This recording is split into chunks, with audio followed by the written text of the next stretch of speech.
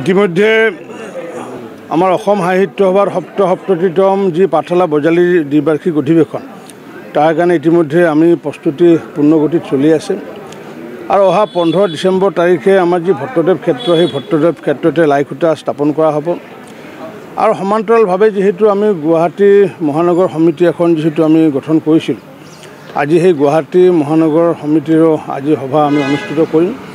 আৰু মহানগৰ যি সমিতি সেই সমিতিত ইতিমধ্যে সভাপতি হিচাপে ডক্টৰ জগদীশ পাটগিৰি ডাঙৰীয়া আৰু সম্পাদক হিচাপে অনুপম শৰ্মা ডাঙৰীয়াক ইতিমধ্যে নিৰ্বাচিত কৰা হৈছিলে মাজে মাজে বিভিন্ন সময়ত বহে যদিও মই এওঁলোকৰ লগত একেলগে বহিবলৈ সুযোগ পোৱা নাছিলোঁ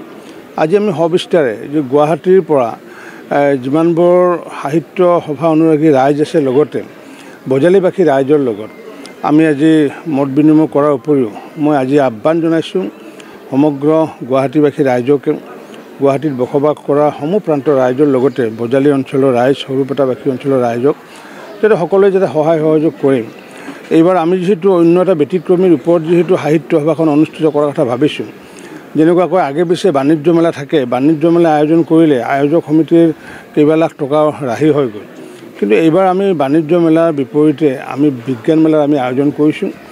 আৰু এই বিজ্ঞান মেলাৰ যিটো সংযোজন এইবাৰ প্ৰথমবাৰৰ কাৰণে সাহিত্য সভাত হ'ব যেতিয়া 87 চনত যেতিয়া অসম সাহিত্য সভা অনুষ্ঠিত হৈছিলে তেতিয়া প্ৰথমবাৰৰ কাৰণে গ্ৰন্থমেলা সংযোজন হৈছিলে সাহিত্য সভাৰ লগত গতিকে এইবাৰ বিজ্ঞান মেলা যেহেতু বজালীত বিজ্ঞানৰ জোৱাৰ আছিলে বা কেইবাগৰাকীও বিশিষ্ট বিজ্ঞানী বজালীৰ পৰা প্ৰতিনিধিত্ব কৰি দেশ বিদেশত কাম কৰি আছে গতিকে সেইকাৰণে যি বজালীৰ যি বিজ্ঞান সেই বিজ্ঞানৰ জোৱাৰক পুনৰ প্লাবিত কৰাৰ কাৰণে আমি বিজ্ঞান মেলা আয়োজন কৰিছোঁ আৰু বাকী নিয়ম মাফিক যিমান সাহিত্য বা যিমান অনুষ্ঠানবোৰ আছে সেইবোৰ থাকিবই এইবাৰ আমি বজালী হাট এখন বজালীত উৎপাদিত সামগ্ৰীসমূহৰ এখন তাত হাট থাকিব ঠিক তেনেকুৱা ভ্ৰাম্যমান নাটকৰ ব্যৱস্থা কৰিছোঁ যিসকল প্ৰতিনিধিয়ে কাৰণ বিভিন্ন সময়ত বিভিন্ন প্ৰান্তত ভ্ৰাম্যমান নাটকবোৰ যাব নোৱাৰে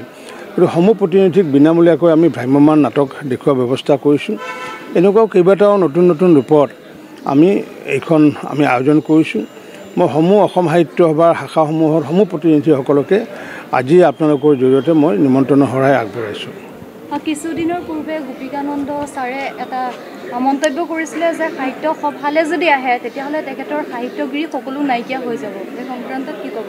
তেখেতৰ মন্তব্য চাওক তেখেতে যিহেতু বজালীৰ অধিৱেশনখন দেখা নাই 87 চনত যিখন বজালীৰ অধিৱেশন তাত যদি অংশগ্ৰহণ কৰিলেহেঁতেন তেতিয়াহ'লে তেওঁৰ কথাষাৰ বেলেগ আছিলে মই তেখেতক আহ্বান জনাইছোঁ বজালীলৈ আহক সকলোৱে সাহিত্য সভাক যাতে আমি নতুন ৰূপত যাতে ধৰি ৰাখিব পাৰোঁ তাৰ কাৰণে সকলোকে আহ্বান জনাইছোঁ আপুনি যেহেতু গ্ৰামোন্নয়ন মন্ত্ৰী আৰু পঞ্চায়ত নিৰ্বাচন সমাগত 12-13 আজি আজি আজি এই বিষয়ে নালাগে আজি অকল আজি বেলেগ ছাবজেক্ট নালাগে 31 ডিচেম্বৰৰ পৰা 31 জানুৱাৰীৰ পৰা অধিৱেশন আৰম্ভ হ'ব পঞ্চায়ত নিৰ্বাচনৰ প্লেটফৰ্মৰ সম্ভাৱনা থাকি যাব তেনেকুৱা নাই কাৰণ বৰপেটা ৰোডত যেতিয়া 2013 চনত অধিৱেশন হৈছিলে আৰু সেই অধিৱেশনসমূহতো পঞ্চায়ত নিৰ্বাচন অনুষ্ঠিত হৈছিলে তেতিয়া মই তাত কাৰ্যকাৰী সভাপতি আছিলোঁ আৰু হৰভোগ সমষ্টিৰ মই বিধায়ক আছিলোঁ গতিকে যিসকলে পঞ্চায়ত নিৰ্বাচনৰ দিনাখন আমাৰতো পঞ্চায়ত নিৰ্বাচনৰ দিনাখন মানে আমাৰ সাহিত্য সভা নহয় গতিকে সেইকাৰণে তেনেকুৱা ধৰণৰ কোনো হেৰি হোৱা যেন মই নাভাবোঁ যে ক্ষতি হ'ব বুলি মই নাভাবোঁ এইটো বহুতে হয়তো ভাবিছে কিন্তু পঞ্চায়ত নিৰ্বাচনৰ লগত আমাৰ সাহিত্য সভাৰ কোনো সম্পৰ্ক নাই পঞ্চায়তত গঞা ৰাইজে ভোট দিবগৈ সাহিত্য সভা চাবলৈ অহা সাহিত্য কৰিবলৈ অহা মানুহে সাহিত্য কৰিবলৈ আহিব মই ভাবোঁ ইয়াতে কোনো ধৰণৰ এফেক্ট নপৰে নাই চোৱা চিতা কৰিলেও আমি যিহেতু অসম সাহিত্য সভাই যিহেতু এখন পত্ৰ প্ৰেৰণ কৰিছে আমাৰ সাধাৰণ প্ৰশাসন বিভাগলৈ যে নিয়ম মাফিক যি তেওঁলোকক ছুটিৰ ব্যৱস্থা কৰা হয় এই ছুটিৰ ইতিমধ্যে কাগজ আমাৰ সাহিত্য সভাৰ আমাৰ উপেন্দ্ৰজিৎ শৰ্মা ডাঙৰীয়াই ইতিমধ্যে সাধাৰণ প্ৰশাসন বিভাগত প্ৰেৰণ কৰিছে গতিকে সকলোৱেতো পঞ্চায়ত ইলেকশ্যনত লাগিবলগীয়া নাই গতিকে বাকী যিসমূহ থাকে নিশ্চিত ৰূপত তাত উপস্থিত হ'ব পাৰিব অভিনয় কৰাৰ হেঁপাহ আপুনিও পঢ়ি ৰাখিছে নেকি আপোনাৰ অভিনয় কৰাৰ অভিজ্ঞতা নাই কোনো কথা নাই আপোনাৰ বাবে আহিছে সোণালী সুযোগ 29 ছেপ্টেম্বৰত দিনৰ 9 বজাৰ পৰা নিশা 8 বজালৈ বলিউড তথা হলিউডৰ চিনেমাৰ বাবে অডিশ্যন হ'বলৈ গৈ আছে গুৱাহাটীৰ কাহিলীপাৰাস্থিত জ্যোতি চিত্ৰবনত 5 বছৰ বয়সৰ পৰা 17 বছৰ ব্যক্তিয়ে কৰিব পাৰিব অংশগ্ৰহণ পঞ্জীয়ন হ'ব বিনামূলীয়া নিৰ্দিষ্ট ৱেবছাইটত কৰিব পাৰিব আবেদন